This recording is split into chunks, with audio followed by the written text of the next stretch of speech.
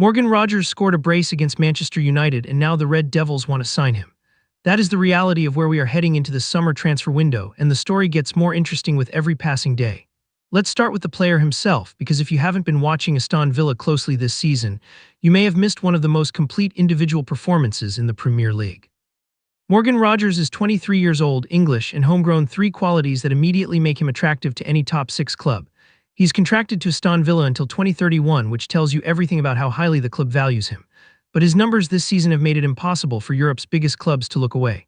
Across all competitions this season, Rogers registered 14 goals and 12 assists in 55 appearances.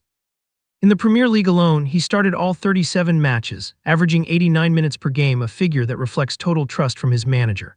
Domestically, he contributed 10 goals and 7 assists, while also creating 47 chances for teammates. In the Europa League, he added 3 goals and 5 assists across 15 matches.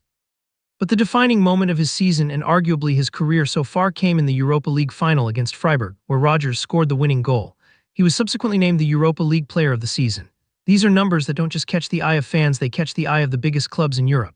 Now, Manchester United's interest in Rogers didn't emerge from nowhere. There is a very specific strategic logic behind it, and it centers on one name: Bruno Fernandes. Bruno has turned 31. And while he remains one of United's most important players, the club's hierarchy understands that long-term planning requires identifying his eventual successor. Reports indicate that Bruno has attracted significant Saudi Arabian interest, and there is a rumored €65 million release clause in his contract that could accelerate any departure. This has created urgency within Old Trafford's recruitment team to act decisively. United have reportedly earmarked Rogers as their primary summer target, viewing him as the ideal long-term creative successor to Fernandes. But it isn't just about the long term. In the short term, the vision is even more exciting: a partnership between Bruno and Rogers operating simultaneously.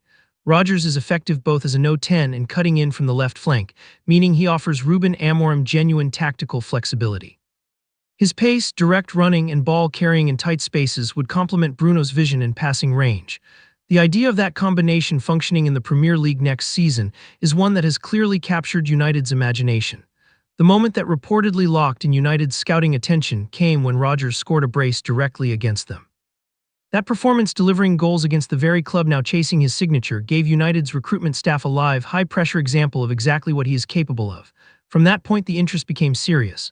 Rogers has now officially addressed the transfer speculation, and what he said has been closely analyzed by pundits and fans alike. When the rumors first emerged, he admitted that it was a distraction that made him uncomfortable.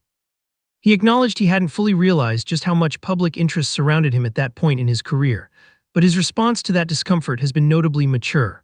Rogers stated that he now understands speculation comes with the job at this level of football. He believes 95% of transfer rumors are background noise, and that view has helped him reframe how he processes the attention. He confirmed that he still hears the chatter but now takes it positively, using it as external validation of his progress rather than a source of anxiety. Crucially, Rogers described building a mental wall to block out distractions and stay focused on performing for his current team. That kind of psychological discipline at 23 years old is what separates footballers who become consistent performers from those who plateau under pressure. The statement that has attracted the most attention, however, was his ambition declaration. Rogers stated that his goal is to keep raising his game to compete with the very best players in the world. He did not mention United. He did not name any club, but he did not close any doors either. Pundits have interpreted this as a subtle but deliberate signal that for the right project at the right club, he is open to making a move. He didn't shut the door, he didn't say no. And in football, that speaks volumes. With all of that context established, the real question becomes: how difficult will it actually be for United to sign him? The first and most significant obstacle is Aston Villa themselves. Manager Unai Emery has made it clear he has absolutely no intention of selling Rogers. Villa are not a club in financial distress. They are not a club that needs to sell their best players. Rogers' contract runs until 2031, which means Villa hold all the leverage in any negotiation. There is no pressure on them to engage, and every indication suggests they will resist firmly. The expected asking price is between €90 million and €100 million, a figure that reflects both Rogers' quality and Villa's determination to make any sale as financially prohibitive as possible. The second obstacle is United's own financial situation. The club has operated under strict adherence to financial fair play regulations and budget discipline over recent windows. A fee in the region of €90 million, €100 would represent a massive commitment, and United cannot simply outspend their way into any deal without careful structuring. Any transfer of this scale would require creative financial planning across the entire summer window. The third obstacle is competition. Chelsea and Arsenal have both been identified as clubs monitoring Rodgers closely, and either could present a serious rival bid. Chelsea's financial muscle is well documented. Arsenal's structured recruitment approach means they rarely miss on targets they commit to. A prolonged transfer saga this summer is almost inevitable. This is not a straightforward deal, it is a battle on multiple fronts. From a tactical perspective, Rodgers addresses several specific weaknesses in United's current squad.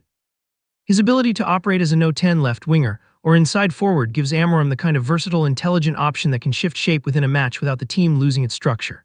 He combines dynamic ball carrying in tight spaces with genuine end product reliability, not just assists, but goals. 14 goals this season at 23 is not a fluke. It reflects a player who has developed the discipline and movement to consistently find the right positions in front of goal. There's also the practical matter of homegrown status. Rodgers qualifies as a homegrown player under Premier League rules, which directly helps United meet their squad registration quota. This is a genuine administrative benefit that adds value beyond his footballing qualities. And at 23, he's young enough to grow with this squad for the better part of a decade, a timeline that aligns with the broader rebuild Amorim is overseeing. Alongside the Rodgers story, there are two additional transfer developments worth examining closely. Carl Darlow, the goalkeeper currently at Leeds United, is being considered as a backup option between the sticks at Old Trafford. Darlow is 35 years old and his contract expires at the end of June, making him available on a free transfer. He qualifies as a homegrown player, another registration benefit, and brings proven Premier League experience. Last season he made 22 Premier League appearances for Leeds and was nominated for Save of the Season. With backup goalkeeper Eli Bayenda expected to depart, Darlow represents a cost-effective, low-risk option to fill that vacancy. The more significant secondary story involves Matteas Fernandez, the West Ham midfielder. United have made official contact with both the player's agent and West Ham directly. The complication is a significant gap in valuations. West Ham are demanding £80 million or more, while United are currently prepared to offer approximately £50 million. Both clubs are exploring whether add-ons and performance bonuses can bridge that gap. Negotiations have been further complicated by West Ham's recent ownership change, which has slowed internal decision-making on the sale. However, the player himself is reported to be keen, with the dream of playing at Old Trafford described as a strong personal motivation. So here is where the situation stands heading into the summer. United want Rodgers. Rodgers hasn't said no. Villa won't make it easy, and Chelsea and Arsenal are watching. The financial obstacles are real, the competition is serious, and the price tag is severe, but the logic of the move is undeniable. A 23-year-old Europa League player of the season, scoring and creating at the highest level, available however expensively from a domestic rival. A player who fits tactically, qualifies as homegrown, and has publicly stated his ambition to compete with the very best in the world.